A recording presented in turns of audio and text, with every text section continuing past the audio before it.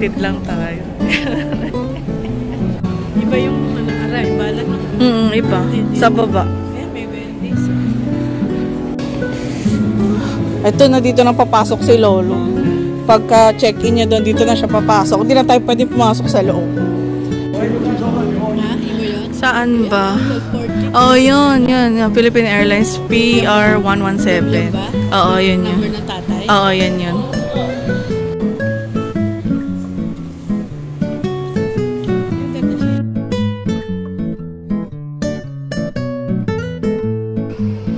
Dito kami sa YBR, pero hindi kami aalis. Maghahatid lang kami.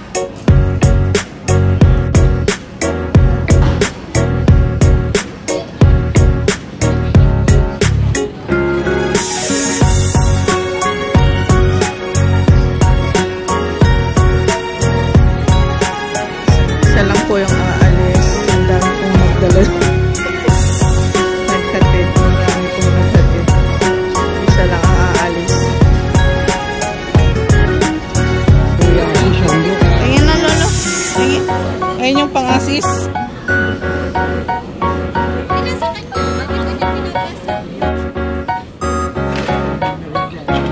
Upo muna kayo. Sit down, sit down.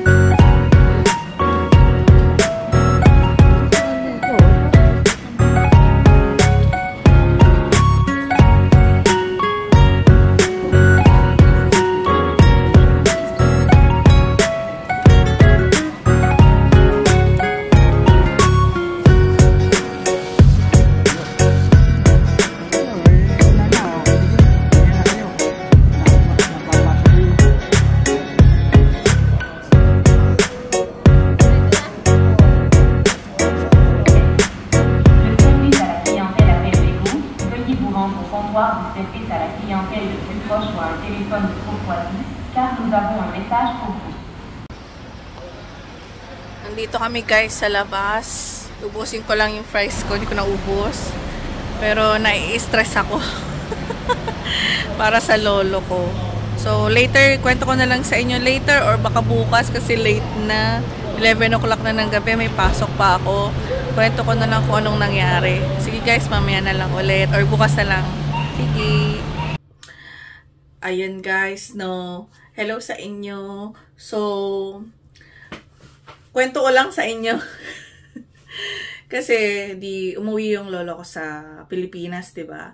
So, hinatid namin siya sa airport. So, ako lahat nag-asikaso nung tickets. Yan. Pati assistance, tumawag pa ako sa PAL. Nakausap ko yung PAL na kung pwedeng i-assist nila yung lolo ko. Kasi yung lolo ko, uwi siya sa Pilipinas, mag-isa lang siya.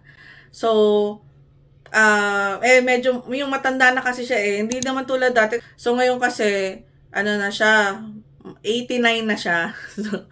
So, medyo nai-stress kami kasi wala siyang kasabay. Tapos parang, syempre, hindi niya alam kung saan siya pupunta kasi hindi naman siya madalas umuwi. So, kailan ba yung last niya na uwi? 2017?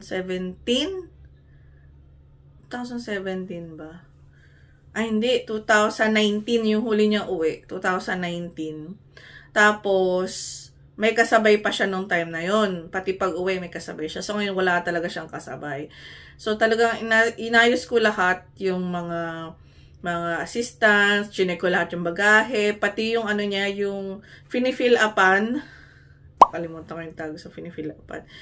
Yung government na parang app na kailangan meron ka nung either sa phone mo na QR code or ipiprint. So, sa kanya kasi, sa lolo ko, pinrint ko na lang kasi wala nga siyang cellphone. And then, Hindi naman din siya marunong gumamit ng mga touchscreen na phone. So, pinrint ko na lang para sa kanya. Tapos, na-ready ko na lahat. Nag-photocopy na rin ako ng passport, ng ID, just in case kailanganin hanapin sa kanya sa Pilipinas. Kasi medyo, dito kasi sa atin sa Canada, madali lang yung i-process. Kasi pagdating sa Pilipinas, iba na yung process, di ba? So, dun kami nag-aalala pagdating niya sa Pilipinas. So, ayun na nga. Kwento ko sa inyo yung nangyari after namin ihatid. So, sila na yung sumama sa, sa check-in ni Lolo. Ang dami kasi namin. So, kung makikita nyo doon sa naunang mga video, nandun ako, mama ko, yung pinsan ko, yung tita ko, yung anak niya, tsaka yung asawa. So, lahat kami naghatid. So, nakipila rin sila doon sa, sa pila pag check-in. So, ako naman hindi na ako sumama kasi nga, andun naman sila, nandun lahat yung papel, na ibibigay ng lolo ko. So, alam ko na kaya na nila yon. Hindi ko na kailangang sumama pa doon mismo sa pag-check-in. So, habang nandun ako sa labas, nag-aantay ako sa labas ng linya, nakita ko sila nag-check-in na.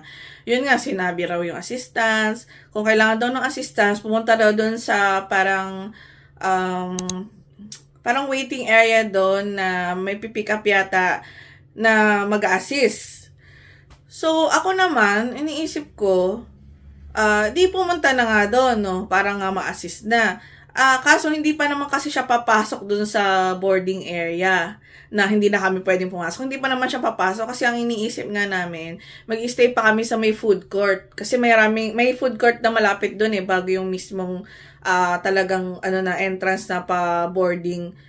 So, hindi, kung saan ka mag-iintay, di ba? Yung waiting area, tas before boarding. So, hindi na kami pwedeng pumasok doon. So, sino na lang yung aalis, siya na lang yung may access doon. So, naisip namin yung pinsan ko, sabi niya, hindi na lang, wag na lang papuntahin doon sa area na may magpipick up. Kasi iniisip namin, meron din mag-a-assist sa kanya pagpasok niya doon sa, sa security. Yun, sa security. Pagpasok niya, inaisip namin, may mag-a-assist sa kanya. So, pumunta mo na kaming, food court, picture-picture, diba? Kwento-kwento, konti, bago umalis. Malapit na yung flight. So, sinabi namin na, sige lolo, pumunta na kayong security, pumila na kayo.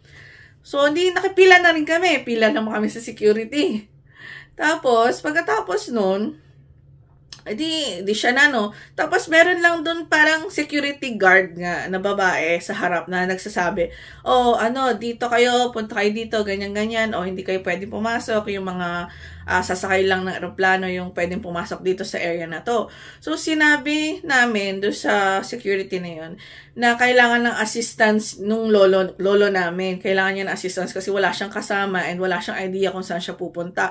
So, dalawa kasi yung pila. So, dito, parang mga regular passengers, dito sa kabila yung i-assist. So, kami naman, nag-expect kami na may mag-a-assist sa kanya. Kasi yung pagpasok niya na doon, meron lalapit sa kanya and then i-assist siya. Pala, hindi. Ang nangyari, pinalakad niya yung lolo namin, dire-diretso, sabi, just go there on that area, sabi ganon. Ito naman lolo ko, dahil hindi nga niya alam yung gagawin niya. Pupunta na siya doon sa special lane. Nakita niya, ang daming nakapila dito sa regular lane. So, naisip niya siguro, dapat ako dito, doon ako sa mga tao na nakapila. So, ang ginawa niya, pumunta siya doon sa regular lane at pipila sana siya. Buti nakita namin siya. So, sabi namin, Lolo, sabi namin, Lolo, dito kayo sa special lane. Hindi doon sa regular lane kasi i-assist kayo. So, kami, gusto namin pumasok para lang dalhin namin siya doon sa may special lane. Kaso, di kami pinayagan. Kahit isa lang sana sa amin na papuntahin doon at sabihin na, Lolo, dito kayo, ganyan-ganyan. Kasi after nun, makapasok siya doon, hindi na namin kita kung ano nang itsura ng loob. Talagang sa labas lang kami talaga. So, tawag namin, Lolo, dito kayo, dito. So, buti na lang, narinig kami ng lolo ko, bumunto na siya doon sa special lane. Pero, pagpasok niya doon sa pintuan na yon, hindi na namin alam kung anong nangyari. So kami, kabang-kaba kami, nag-aalala kami kasi inisip namin, ano nang mangyayari pagpasok niya doon? Alam ba niya kung saan siya pupunta? Meron bang sasalubong sa kanya na mag-assist sa kanya na, saan ba kayo pupunta? Ganyan. So nag-aalala kami kasi nga, mamaya, mawala siya. Hindi niya alam kung saan siya mapunta. Malate siya sa flight niya. Hindi siya makasakay. Yun yung isa naming, worry. Tapos, yun pa nga isa, hindi niya alam gagawin. Pagpasok mo kasi doon, malaki pa yun eh. Malaking space yun eh. Hindi naman isang maliit lang na na parang room or something. Kasi pagpasok mo sa security, mas malaki pang, part ng airport yun, di ba? So, doon mo nahahanapin yung anong number kung saan ka mag-aantay para sa boarding, di ba? May ganon. So, ayun nga, di pumasok na siya. So, kami naman, hindi kami makaalis doon sa pwesto namin sa may security kasi tinatanong namin siya kung okay ba siya. Tapos, tinanong namin doon sa may security guard doon na nasa harap ng entrance. Sabi namin, meron bang mag-a-assist sa lolo namin? Kasi nga, wala siyang kasama. Tapos, sabi doon sa check-in, may mag-a-assist daw. Pero wala naman nag-assist dito. Tapos, sabi niya, meron doon sa loob na mag-a-assist. Ganyan.